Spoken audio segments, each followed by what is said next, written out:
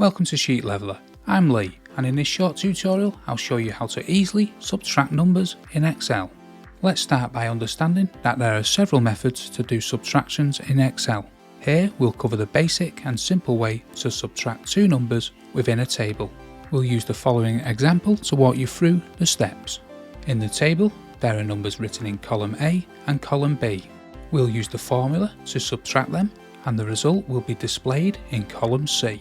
First, click the cell in which you want the result to be shown. So for us, let's select cell C2. Now press the equals key to signal to Excel that you want to enter a formula in that cell. Then click on the cell containing the first number to be subtracted. In this case, it's cell A2. This will add the cell reference A2 after the equals sign.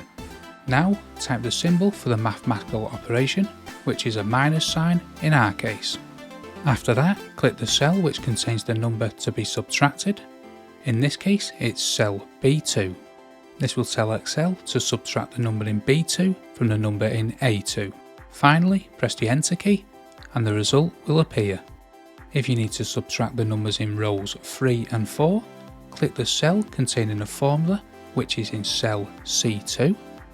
Hover over the bottom right hand corner of the cell until you see a cross symbol, then use the left click to drag the formula down through the rest of the rows.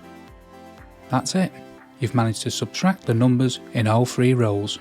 You can use similar steps to add, multiply or divide in Excel. Furthermore, there are separate tutorials to explain these calculations in more detail. If you found this tutorial helpful, like the video and subscribe to receive more videos from Sheet Leveler. Watch more videos that will help you use Excel like a boss. Thanks for watching and see you in the next video.